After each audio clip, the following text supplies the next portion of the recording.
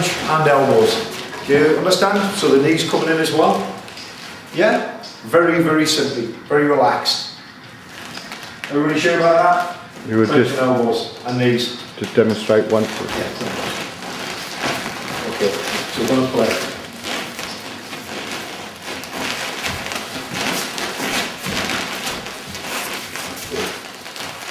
Nice one.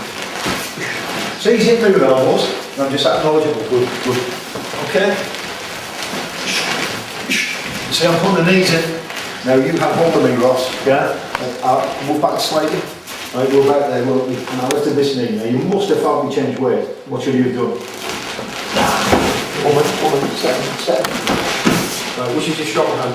This one. Okay, that's on my neck. Yeah. As my knee comes up, you're going to pull me that way, aren't you? Just like we were doing yesterday. So you're using elbows and knees, so you've got a lot to think about. So really you have to react to the situation. Now at first you want, of course you want. First time you've done it. Yeah. So learn to play with this. So again,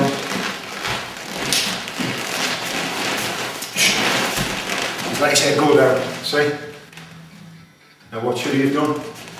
That's it. See? And that's going to protect you against an elbow.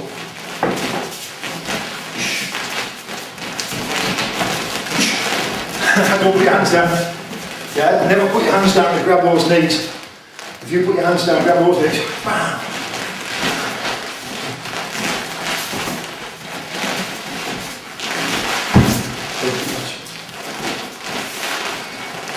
Look how easy I'm pulling his head down. Shoulders up all the time. You've got a lot to think about. You're defending your head against elbows. You're defending your neck against being pulled down. You're trying to defend your body against being kneed. Difficult. It is really difficult. Okay? So I'm going to play with that. Thanks, Ross. Literally just that. So I've noticed it happens with everybody. They'll end up in this position, they're doing curved knees or whatever, and they're pulling in close. And you're thinking, shit, I can't move this arm. Yeah? You don't want to leave it there. It's not going to be able to do anything. You see, I've got no contact with Ross's head at all. I remember what I was saying yesterday about having contact with the head, at least with one hand. Yeah. You'll see people struggling to get the hand there, and all we've got to do is that. Just pull the elbow in. If you find your arms are stuck in this sort of position, just pull the elbows in. It is that obvious. Alright lads, just for you two, just, you know, you're doing too well on this actually. Is you'll get fixated on knees, you'll suddenly get into that clinch, and you'll go, oh, I can whack a couple of knees, and Bob says do knees, so you'll start sticking knees in, and then the other guy starts sticking knees in, and you go, oh, brilliant knees, and there's all this exposure of the head there that you've completely forgotten about, until I come on and go to his elbows, and go, oh yeah, shit, yeah, I can get one of them in. Because you've got to think of two things at once. Well, you're thinking of about 10 different things at once. You're thinking about your footwork, you're thinking about movement, you're thinking about clinch work, you're thinking about lifting your shoulders. Yeah? You're thinking about making sure the head stays locked in, a curve in the spine, you're thinking about, oh, I can get an elbow in here. Or you're thinking about pulling the arms down. You're thinking about knees going into the body and into the side. It's too much information. It's like getting in a car for the first time. There's like 3,000 things to do at once. But you can only do a few at a time until you master them. So what I'm going to get you to do now is, you can only put 2 knees in, and then you've got to start thinking of elbows, and then just a couple of elbows. Okay? So you're going to do 2 of each, to make you keep changing and thinking about it. It's quite artificial, but it's the only way to start your processing the information in a way that will actually accelerate the learning. Yeah? Because you just get in the knees, and then suddenly you remember elbows, oh, just whack loads of elbows in, and forget knees. Alright? So 2 of each, and just keep changing them around. Okay? Make sense? Yeah, great. Okay, carry on. Okay? So decide, Ross is going to do knees, I'm going to do elbows. So start playing.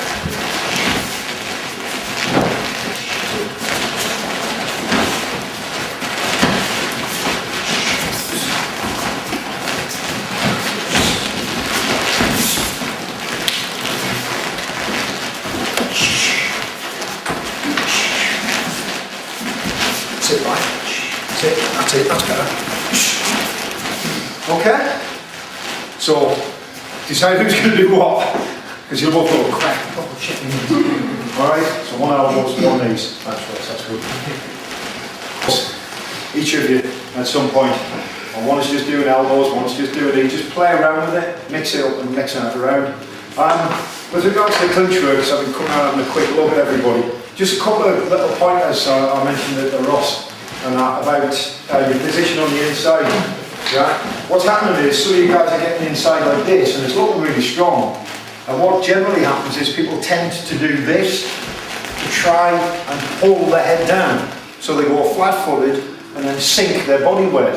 Okay? That uses far too much energy. Right? What you need to do is get up on your toes as high as you can. Okay? And then, right, just locking the arms in position, just sink like this. Okay? Just sink. And you'll actually lift your body weight over the opponent and then pull down over him. Okay? So don't waste any more energy than you have to. If you're doing this sort of thing, using your arms and sitting down like this, it's not going to work. Okay? The only time you want to sit down like this in clinch work is when you're doing a release, which brings me smoothly onto the next really bit, yeah, which is clinch releases. It's something you would like to have a look at, yeah? You know, getting out of a clinch, pushing the opponent away and so on. Alright, there's millions of different ways of doing it, right? You'll find the ones that work best for you, and those are the ones you should stick with. Typical target attitude, if it works, use it. Don't spend too much time trying to work other ones. Okay? If you're an instructor, if you're becoming an instructor, then you've got to. Me and Pat have got no choice. We've got to learn all of the different techniques to make sure that's, you know, fighters and people go away with at least something useful for them. So what I'm going to do is, well, let's look at this one first. I've got a bit of a fucked up back. That's a Thai term for bad back. Okay? It is really quite bad, so I'm going to have to be careful with this. So I've seen quite a few of you lock around the waist here, like this, okay? You're not actually, according to the rules, you're not actually allowed to put the gloves any lower than the rib cage there, okay? So if you see anybody Thai fighting in a competition and they're locked around here, that's actually illegal. Okay, they don't allow that. It has to be there, that's it. That's as low as they can go with that lock. Right? Why is that illegal? Oh well, actually, no. The reason it's illegal is not because it's a foul. It's because it makes it look bad. It's easy to do, you see. It's easy to pull somebody over and you both crash to the floor. So typically, remember this is a sport, so they say, well, it's just looking really messy, and everybody just does that. And it is so easy just to grab low on the waist and bend them, and they fall over. In fact, you both fall over. So they said, no, it's got to go higher on the rib cage. It's more difficult to bend the spine and twist them over. So you really have to use good technique to turn the opponent. That's basically what it was. It's, you know, Thai boxing's really motivated by the spectacle as well, because it is a show, it's a sport. Okay? So that's the reason for it. So if we get back in this lovely embrace, alright, like so. Okay, the way of dealing with it, and some of you I know will know this, is to step back. Now this is the only time when you stick your arse out in clinch work, because obviously this creates a huge gap, which he can take advantage of in knee work, yeah? Okay? So we do this very quickly. What you want to do, let's break it down, sit back and push the arms in, like this, okay? So, backside out, step back, see how easy it breaks? It breaks even easier when there's gloves on, trust me, okay? Some teachers will teach you to push away at the hips, that's fine. I don't have any problem with that if that's the way you've been taught, okay? I've been taught that way as well. I tend to go left and straight back to the head and neck, and then I've got the head down. Because once I'm in this position, you see, Ross cannot knee me. Knee me? Yeah, come on, knee me. Knee me, go for me. He cannot knee me, right? I can knee him. Sorry. Okay? So, sit back, stick your arse out, sit back, push the arms in, and move straight to the head and pull them down. So that's one little release I want to play with now. Now, I'll do them one at a time. There's quite a few we're going to have a look at. I'll do them one at a time rather than do about 5 at once. Yeah? I know in Jeet Kune Do they teach you like about 10 of them going in a Jeet Kune Do thing. I don't know whether you agree with this or not, Pat, but it was a Rick Young seminar years ago actually, first time I met Rick. He said join in and I train and they do about 5 different techniques at once and they go, I go and practice and you go, shit, I can build a third, what the fuck was the first one? So you agree with that? One at a time, yeah? Well, unless you're really super intelligent and you can absorb 5 clinches at one head. We've all been doing that now. Now, Rather than having to just step straight back, use your footwork. Okay, use some of the drills we've done before. You know, stuff I know you'll have done with Pat. You break it here, step right. Now you see how much more control you've got over the opponent. Just by stepping to the right. Step back's good. Okay?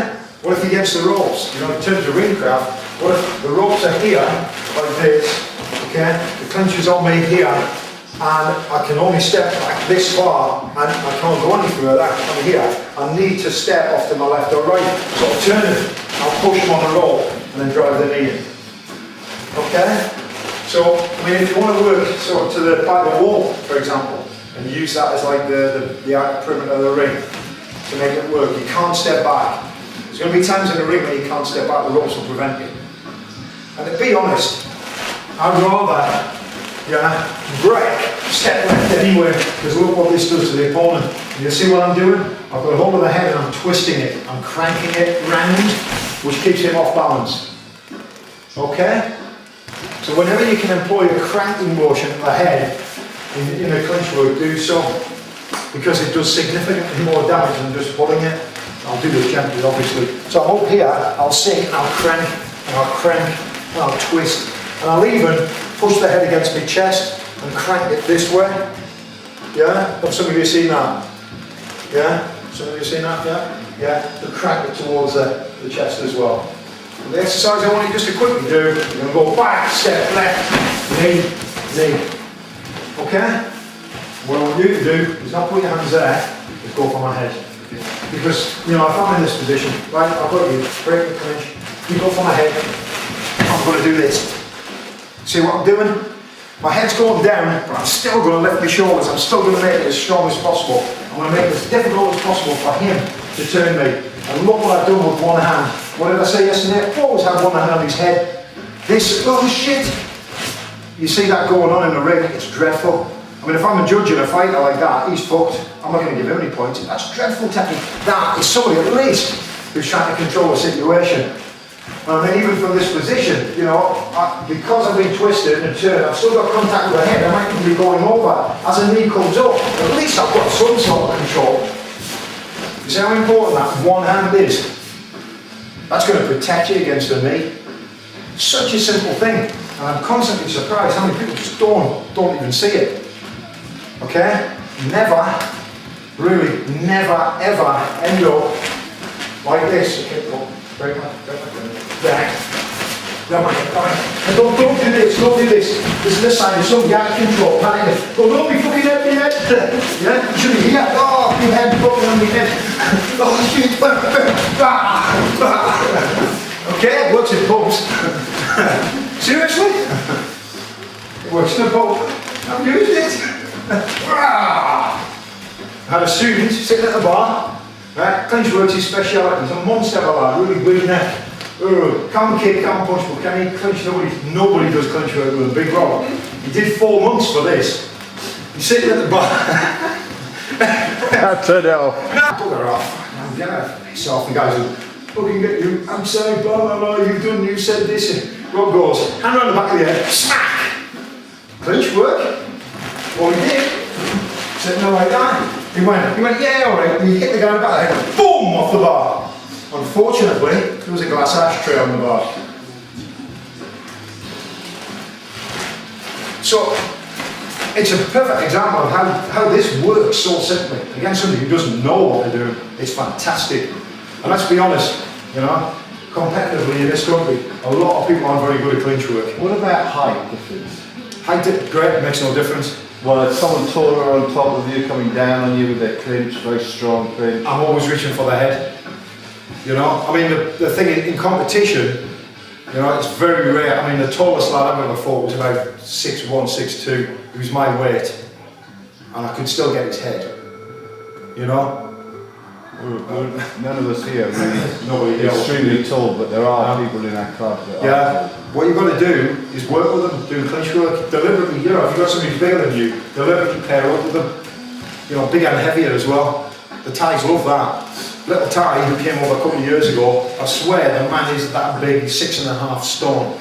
Right? I'm 12.5 stone, he threw me round the ring like a damp rag. And then he got Marcus, who's 6'4", big black kid. And I mean, big black kid, you know, big muscular lad. And he threw him round as well. He locked on, he couldn't reach his neck at first, he put his hand